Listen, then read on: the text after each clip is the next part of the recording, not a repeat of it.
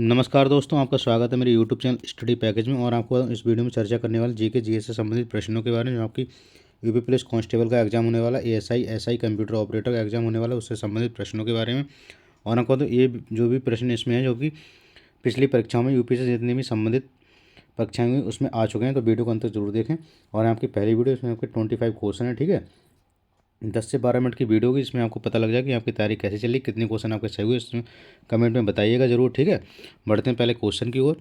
और आपको वीडियो पसंद आए तो लाइक एंड शेयर जरूर कर दें और चैनल को सब्सक्राइब कर लें, इससे भी आगे भी अपडेट्स आपको मिलती रहा करें।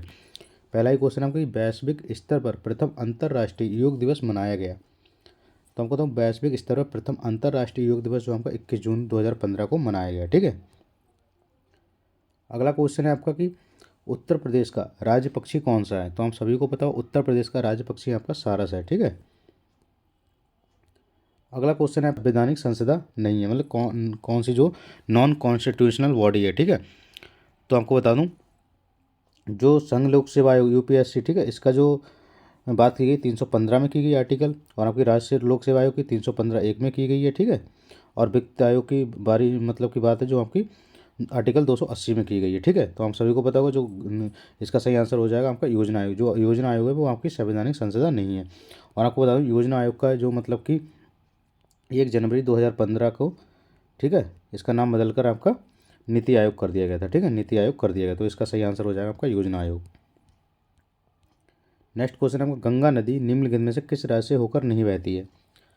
तो आपको बता दूं, गंगा नदी जो है आपकी अरुणाचल प्रदेश से आपका होकर नहीं बहती, बाकी क्योंकि उत्तराखंड, बिहार, पश्चिम बंगाल, इन सभी में आपकी गंगा नदी होकर बहती, पर अरुणाचल प्रदेश में नहीं बहती। तो इसका सही आंसर हो जाएगा आपका अरुणाचल प्रदेश। नेक्स्ट क्वेश्चन है आपका कि छोटी आंत का उंगली की तरह छोटा हिस्सा जो पोषक तत्वों को सोख लेता है। छोटी आंत का वह कौन सा हिस्सा जो उंगली की तरह होता है, जो पोषक तत्वों को सोख लेता है, वो होता है आपका विली, ठीक है। विली होता है जो आपकी पोषक तत्वों को सोख लेता है। नेक्स्ट क्वेश्चन आपका, उष्णकटिबंधीय चक्रवात विश्व में विभिन्न नामों से जाने जाते हैं, विश्व के किस भाग में इसे हैरिकेन के नाम से जानते हैं।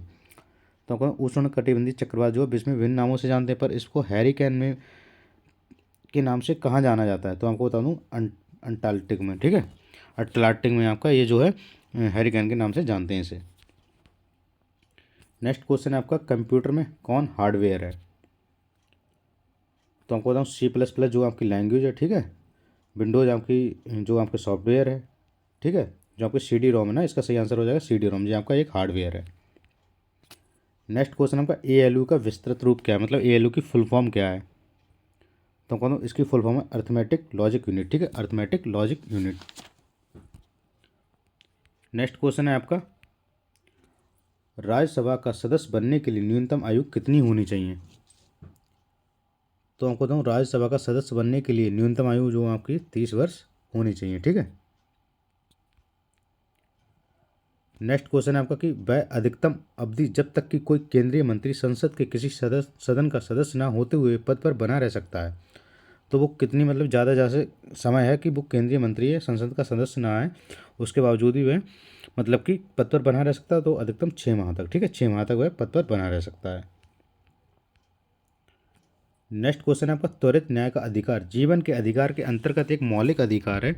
सार्वजनिक हित याचिका मतलब इसे PIL बोलते हैं के तहत दायर किए गए किस बाद में यह निर्णय किया गया है। तो आपको बता दूं, त्वरित न्याय का अधिकार जो है जीवन के अधिकार के अंतर्गत एक मौलिक अधिकार है। इसका जो निर्णय किया गया था तो वो क्या, हुसैन नारा खातून बनाम बिहार राज्य, ठीक है। ये आपका केस है 1979 का। ये क्वेश्चन आपका जरूर आएगा इससे, ठीक है, SI में। और आपको तो जीवन का जो अधिकार है वो आपका आर्टिकल 21 में आपका बताया गया है।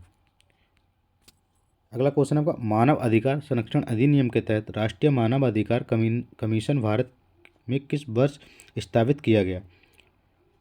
तो आपको बता दूं, मानव अधिकार संरक्षण अधिनियम के तहत राष्ट्रीय मानव अधिकार कमीशन भारत में जो आपका 1993 में स्थापित किया गया। नेक्स्ट क्वेश्चन आपका, भारतीय कम्युनिस्ट पार्टी की स्थापना कब की गई, मतलब यह भी कह सकते हैं भारतीय कम्युनिस्ट पार्टी का गठन कब किया गया, या भारतीय कम्युनिस्ट पार्टी की स्थापना कब की गई। तो वो की गई आपकी 1925 को, ठीक है। नेक्स्ट क्वेश्चन आपका कि भारतीय संविधान का अनुच्छेद, मतलब यहाँ पर अनुच्छेद है, संसद को किस राज्य के क्षेत्र सीमा नाम में परिवर्तन करने की शक्ति प्रदान करता है। जो भारतीय संविधान का कौन सा अनुच्छेद जो संसद है तो वो अपने राज्य के क्षेत्र की या सीमा का नाम परिवर्तन करने की शक्ति प्रदान करता है, वो है उनका अनुच्छेद 3। ठीक है। नेक्स्ट क्वेश्चन आपका, निम्न में से कौन विधान परिषद की शक्ति के विषय में सही है? तो पहला आपका, विधान परिषद की कुल सदस्य संख्या विधानसभा के सदस्यों की कुल संख्या के 1/3 से अधिक नहीं होनी चाहिए। दूसरा है आपका, विधान परिषद की कुल सदस्य संख्या 40 से कम नहीं होनी चाहिए। मतलब कि पहली बात है कि विधान परिषद की जो संसद में सदस्य होंगे उसकी विधानसभा के सदस्यों की कुल संख्या का 1/3 से अधिक नहीं होगी। और दूसरी बात है कि कुल सदस्य की संख्या 40 से कम नहीं होगी। तो यहाँ पे ये दोनों ही कथन सही हो जाएंगे। ठीक है, दोनों ही कथन सही हो जाएंगे। और आपको बताऊँ, विधान परिषद का जो गठन है वो आपका आर्टिकल 169 में, ठीक है, 169 में है। नेक्स्ट क्वेश्चन आपका, भारत के संविधान की मूल हस्तलिखित प्रति कहाँ रखी गई है? जो भारत के संविधान की मूल हस्तलिखित प्रति है वो आपकी कहाँ रखी गई? तो वो आपकी संसद की लाइब्रेरी में रखी गई है।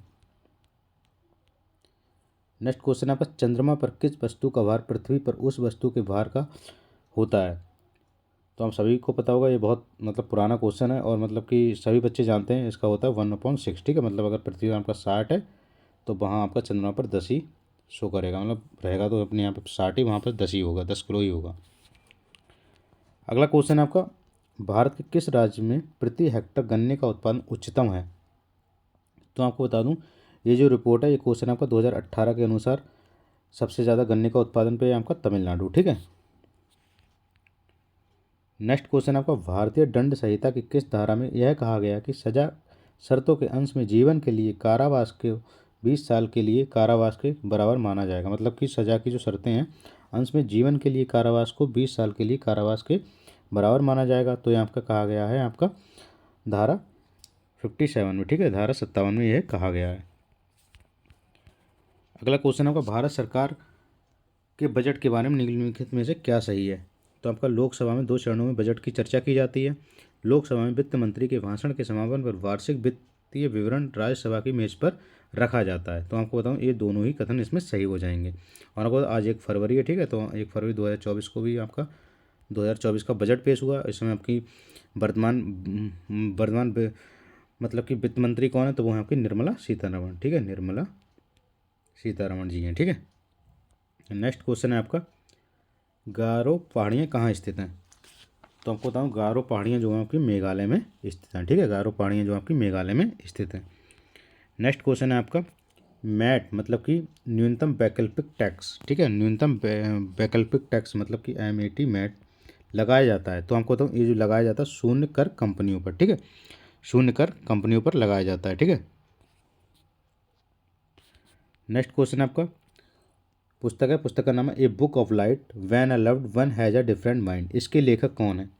तो आपको बताना है, a book of light when a loved one has a different mind. इसके लेखक है आपका जेरी पिंटो। ठीक है, जेरी पिंटो। इंग्लिश की बुक है, इंग्लिश ही नाम है, बस इसको ऐसे ध्यान रखना है। नेक्स्ट क्वेश्चन है आपका, सत्कर्ता की दृष्टि से सरकारी संगठनों के द्वारा किए गए निर्माण कार्यों के तकनीकी अन्वेषण करने का कार्य सौंपा गया है। तो आपको बता दूं, सत्कर्ता की दृष्टि सरकारी संगठनों के द्वारा किए गए निर्माण कार्यों के तकनीकी अन्वेषण के लिए कार्य सौंपा गया, वो आपको केंद्रीय सत्कर्ता आयोग के। नेक्स्ट है आपका, निम्न में से कौन सी विधि ऐसी है जिसके द्वारा भारत का नागरिक अपनी नागरिकता खो सकता है? ऐसी विधि नहीं है, मतलब कि जिसके द्वारा, मतलब इस क्वेश्चन का मतलब है कि ऐसी कौन सी विधि नहीं है कि जिसके द्वारा भारत का नागरिक है जो है अपनी नागरिकता नहीं हो सकता। तो वो आपका नागरिकीकरण। ठीक है, नागरिकीकरण। बाकी परित्याग और पुनर्वास से आपका भारत का नागरिकता खो सकता है। ठीक है।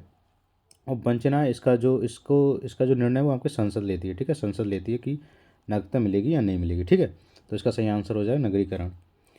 तो दोस्तों आज की इस वीडियो में बस इतना ही, मिलते हैं कल।